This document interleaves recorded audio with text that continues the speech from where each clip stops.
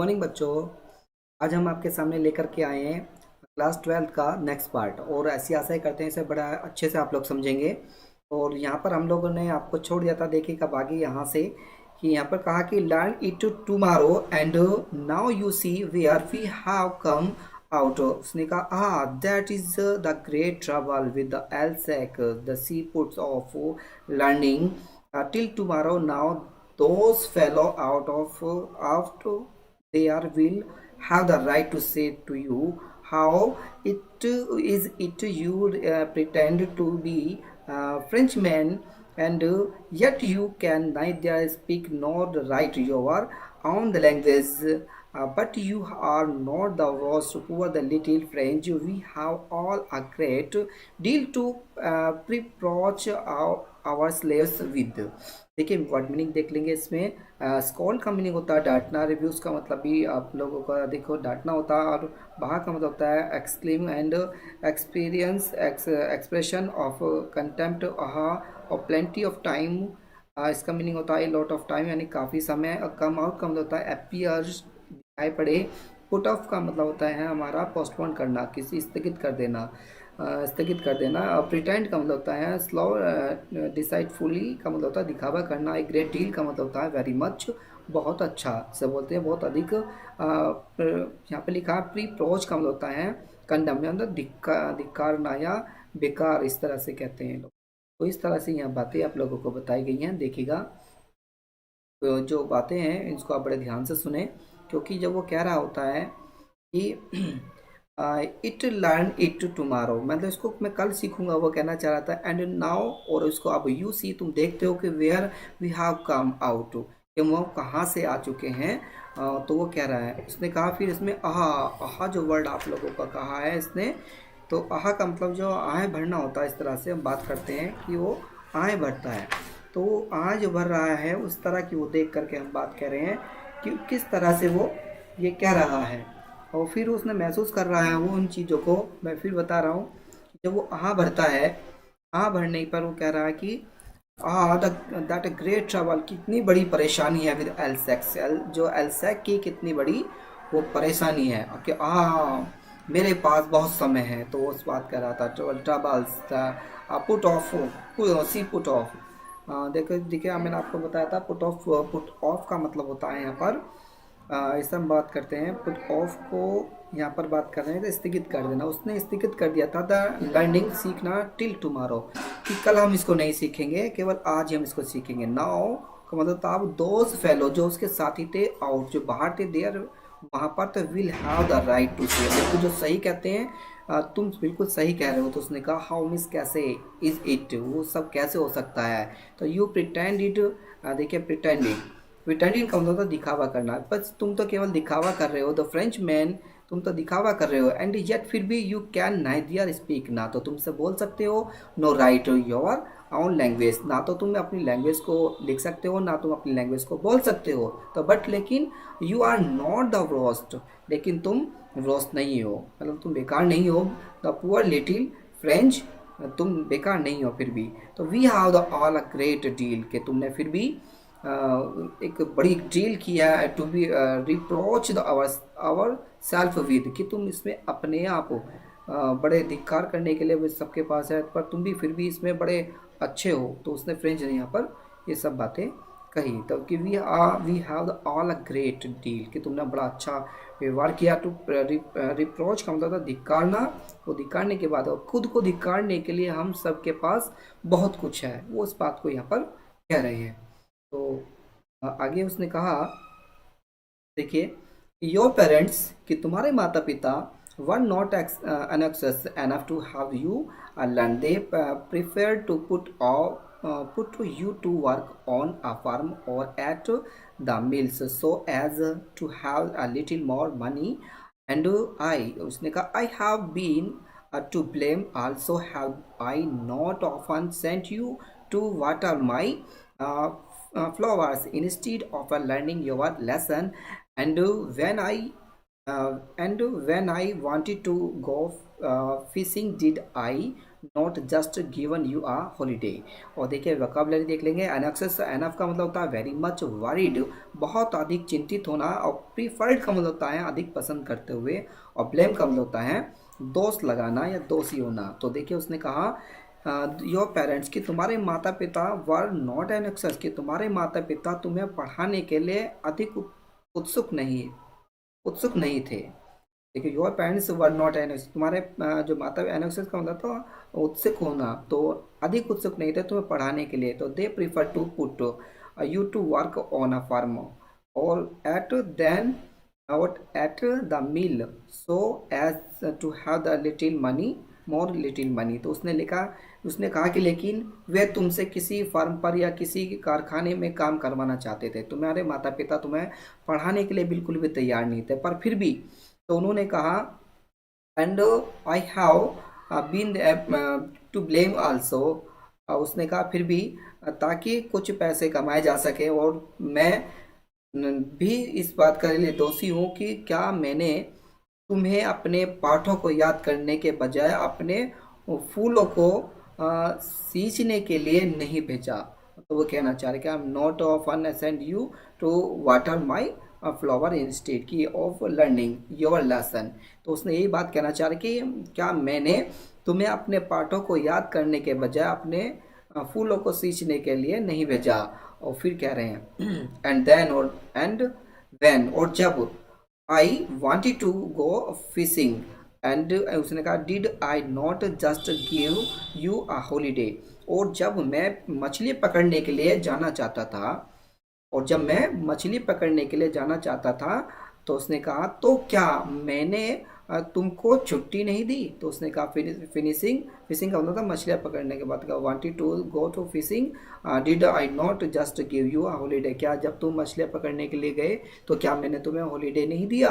तो इस बात को वो बता रहे हैं, कह रहे हैं कि भाई मैंने तो तुम्हें हॉलीडे दिया था। देखिए मैं यहाँ पर जो एक आपको फ्रांस है वो आपको फ्रांस दिखाना चाहता हूँ कि इसमें जो फ्रांस है वो देखिएगा आप लोगों को यहाँ ये चीज़ देख रहे हैं आप लोग कि जो फ्रांस है यहाँ पर, ये फ्रांस की देखिए इसके बाद जो पेरिस, यहाँ पर ऊपर ये पेरिस है।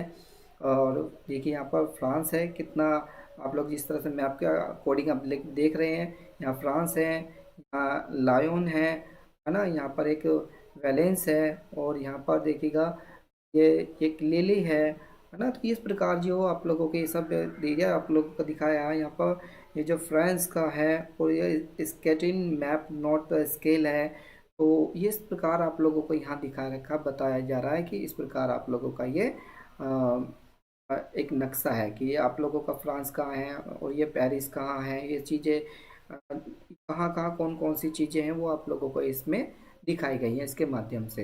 देखिए नेक्स्ट अगला वो क्या कहते हैं, अगले में कह रहे हैं then Tabu the from one thing to another and Hamel went on to the talk to the French the languages, saying that it was the most beautiful language in the world, the clearest, the most logical, that we have must guard it among us and never forget it, the because when people are enslaved, as long as they hold fast to their language, it is as if they had the key to their prison.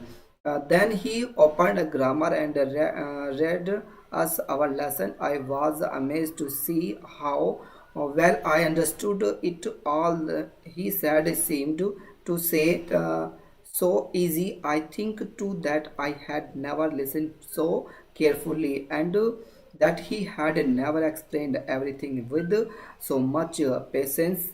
It seemed almost as if the poor man wanted to give us all he knew before going away, and to put it all into our head at one stroke. देखिए vocabulary पहले, सबसे पहले vocabulary देख लेते हैं। उसने कहा logical, जो लॉजिकल का मतलब होता है रेटनल में ठीक या तर्क संगत युक्ति, युक्ति युक्त। अब गार्ड का मतलब होता है संरक्षण, एंस्लेव्ड का मतलब होता है हमारा गुलाम बन गए, और होल्ड का मतलब होता है स्ट्रॉन्ग, मजबूत होना। एज इफ जैसे मानो कि had the key to their prison, मतलब ऐसे कहते हैं कि गुलामी से बाहर निकलने का रास्ता जानते थे। तो had no way out of their slavery. और अमेज का मतलब होता है सरप्राइज, अचंभित बोलते हैं ऐसे। पेशेंस का मतलब होता है धैर्य, और टॉलरेंस का मतलब होता है हमारा धैर्य, इसका भी मीनिंग है। तो एट वंस स्ट्रोक का मतलब होता है तुरंत, इसकी बात कर रहे हैं। तो उसने कहा देन तब क्या होता है, one from one thing to another, यानी कि एक, तब एक पहलू से दूसरे पहलू की ओर, यानी कि एक पहलू से दूसरे पहलू की ओर। तो H Hamel went on to talk to the French language. तो वो कह रहे हैं कि अब हमें एक पहलू से दूसरे पहलू की ओर चर्चा करें करते हुए एम हेमल ने फ्रेंच भाषा पर बोलना शुरू किया। उन्होंने क्या किया, टॉक द फ्रेंच लैंग्वेज, तो उन्होंने बोलना शुरू किया। सेइंग, वो कह रहे थे दैट की it was the most beautiful language in the world, की संसार में ये सबसे सुंदर लैंग्वेज है। द क्लियर है, बिल्कुल साफ है, स्पष्ट है। मोस्ट लॉजिकल है, ये भी एक कैसी है, लॉजिकल है, तर्क तर्क वाली है कि लॉजिकल है। दैट वी मस्ट गार्ड, ये हमारे में सुरक्षा भी देती है। टू अमंग अस, हम सब में ये क्या है, गार्ड है। गार्ड का मतलब मैंने आपको बताया था क्या होता है, गार्ड का मतलब संरक्षक है। इट अमंग, हम सब के लिए। एंड नेवर फॉरगेट, हमें इसे कभी नहीं भूलना चाहिए।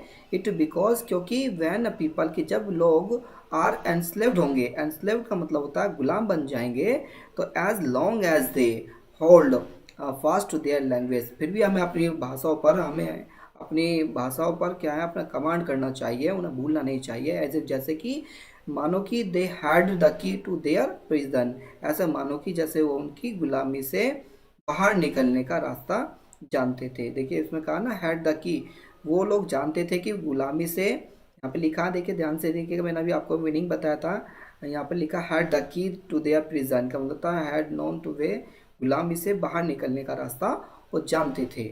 तो उसने कहा देन तब क्या होता है, ओपन ही open the grammar and read us our lesson, तो तभी उसने कहा तब open the grammar, grammar book को खोलो, रीड अस, हम उसको पढ़ते हैं, आवर लेसन, हमारा जो लेसन है। तो आई वाज अमेज टू सी, मैं देख करके बड़ा आश्चर्यचकित था कि हाउ मिस, कैसे, वेल, अच्छे से, आई अंडरस्टूड, मैं समझ सका, इट उसको, ऑल ही सैड सीम्ड, और सब वो कह रहे थे, ऑल का मतलब था सबने, ही सैड, उसने कहा, सीम्ड ऐसा प्रतीत हो रहा है, so easy too, so easy, कितना आसान है और कितना आसान है, सब हमें बस ऐसा नजर आ रहा था, ये सब कितना आसान है, ज़्यादा हार्ड नहीं है। तो आई अंडरस्टूड, मैं समझ गया। उसने कहा कि मैं समझ गया कि all the side same to, कितना इजी है। तो आई थिंक, मैंने विचार किया, to that I had never listen so carefully, मैंने पहले कभी इतना ध्यानपूर्वक कभी नहीं सुना जितना मैं आज सुन रहा था। क्योंकि मैं क्या था, पहले से कभी मैंने क्लास में ज़्यादा ध्यान से कभी किसी के लेक्चर को नहीं सुना। And that he never explain everything with so much patience, और कभी भी इतने अधिक अच्छे तरह से एक्सप्लेन नहीं किया गया होगा जितना कि आज किया जा रहा था, बड़े धैर्य से के साथ। तो इट सीम्ड, मुझे ऐसा लग रहा था, ऐसा मान लो कि ऑलमोस्ट अधिकतर एज इफ, जैसे मानो कि the poor man wanted to give us the all he knew before going away, put, उसने कहा put it all into our heads at stock, मतलब ऐसा लग रहा था मानो कि मेरे विचार में मैंने कभी इतना ध्यानपूर्वक नहीं सुना और इतने धैर्य से कभी नहीं समझाया सर ने हमें जितना वो धैर्य से समझा रहे थे। तो यह सब कुछ ऐसा प्रतीत हो रहा था जैसे ऐसा प्रतीत होता है कि जाने से पूर्व वे हमें सब कुछ सिखा देना चाहते थे, मुझे ऐसा लग रहा था। जो कह रहे हैं कि वो वांटेड टू गिव अस, वो हमें देना चाहते थे, और सब कुछ ही न्यू, वो जानते थे कि बिफोर, पहले ही, गोइंग टू अवे, वो जाने से पहले वो सब कुछ हमें वो ज्ञान देना चाहते थे जो अब तक उन्होंने हमें नहीं दिया था। and to put it all into our heads at one stroke, तो बस उसने केवल एक बात कही कि वे इस सबको हमारे मस्तिष्क में तुरंत उतार देना चाहते थे। वो चाहते थे कि वो इन सब चीज़ उनके मस्तिष्क में साथ के साथ उतर जाएं। देखिए एक अध्यापक जब जाने वाला होता है तो आपको वो सारी चीज़ें, वो ऐसा चाहता है कि वो बच्चे को सारी चीज़ें सिखाए, जो चीज़ उसे नहीं भी आती वो चीज़ें लास्ट में उसको सिखाए। तो जब लास्ट लेसन होता है तो लास्ट लेसन में वो सारी चीज़ें, वो अपनी टीचर आपको सब चीज़ें बताता है। तो इस प्रकार जो हमारे एम हैमल हैं वो सारी उस फ्रेंच को बता रहे थे। तो इस प्रकार चलिए मिलते हैं नेक्स्ट वीडियो के साथ। Thank you watching this video.